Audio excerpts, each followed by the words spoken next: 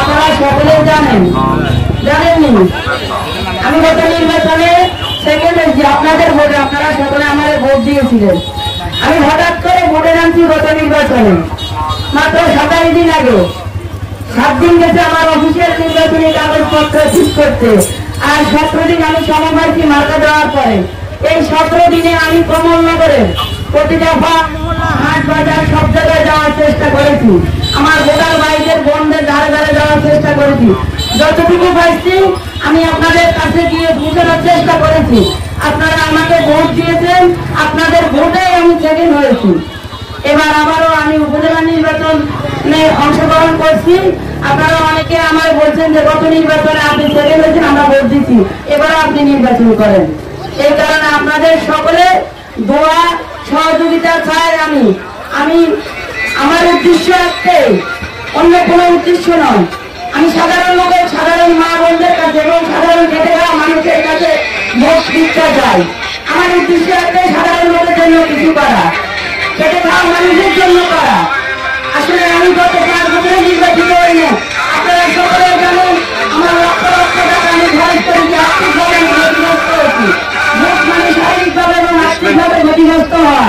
তারপরে আমার কোনো দুঃখ ছিল না। আমার দুঃখ এক জায়গায়, যখন আমি আমার মা বোনদের কাছে যাই, আমার সাধারণ বাবা ভাইদের কাছে যাই, সবার অভিযোগ একটাই যে যারা প্রাপ্য তারা প্রাপ্য জিনিসটুকু মানে সরকার লক্ষ লক্ষ কোটি কোটি টাকার অনুদান দেয়।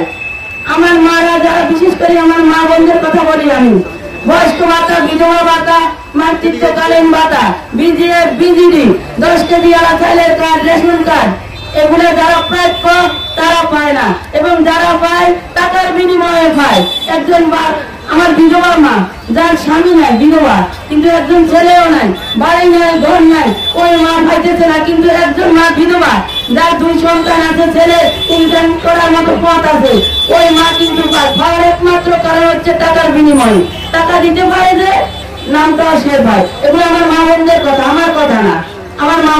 আমার উদ্দেশ্য একটাই, সাধারণ মানুষের জন্য কিছু করা। এখন আমি আমার যারা মুরব্বীরা এখানে আছেন, কোচবিহার বাজারের, আমার বাবার বয়সী, আমার ভাইয়ের বয়সী, আমি আপনাদের সকলের কাছে আমার বিনীত অনুরোধ, আমার উদ্দেশ্য একটাই, আপনারা সকলে আমার জন্য দোয়া করবেন। যদি আমি যে উদ্দেশ্যে ভোটের মাঠে নেমেছি, যদি আমার উদ্দেশ্য ভালো হয়, যদি সাধারণ লোকের জন্য, খেটে খাওয়া মানুষের জন্য আমি এই নির্বাচনে নেমে থাকি, তাহলে যেন আল্লাহ কবুল করে। শুধু আমি এই দোয়াটুকু চাই সকলের কাছে। আমার উদ্দেশ্য একটা, সাধারণ লোকের জন্য কিছু। আপনারা অনেকে এখানে আমার ফ্যামিলি সম্পর্কে জানেন, আমি ব্যক্তি সমূহ সম্পর্কে জানেন। আমার উদ্দেশ্য একটা, আমি বারবার বলি, সাধারণ লোকের জন্য কিছু করা। কমলনগরের এমন কোন জায়গা নাই আপনারা দেখিয়েন, আমার কোনো ব্যানার নাই, ফেস্টুন নাই, আমার কোনো কেন্দ্র কমিটি নাই, আমার কোনো অফিস নাই। আমি ক্ষতিগ্রস্ত লোক, আপনারা সকলে জানেন।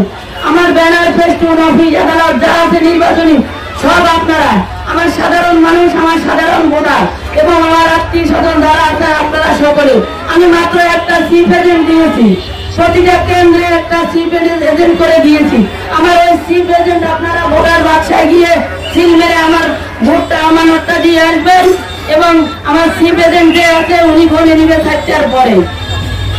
তারপরে ডিক্লেয়ার দেওয়ার পরে আল্লাহ আছে, আপনারা আছেন। যদি আপনাদের ভোটে আমি নির্বাচিত হই, আপনারা আনন্দ করবেন। আমার আনন্দ মানে আপনাদের আনন্দ। আপনারা আমার জন্য একদিন কষ্ট করেন। আমি কান্দিকাটি, অনেক অভিযোগ আছে কান্দিকাটি ভোট নেন, আমি কান্দিকাটি ভোট নিতে আসি নাই।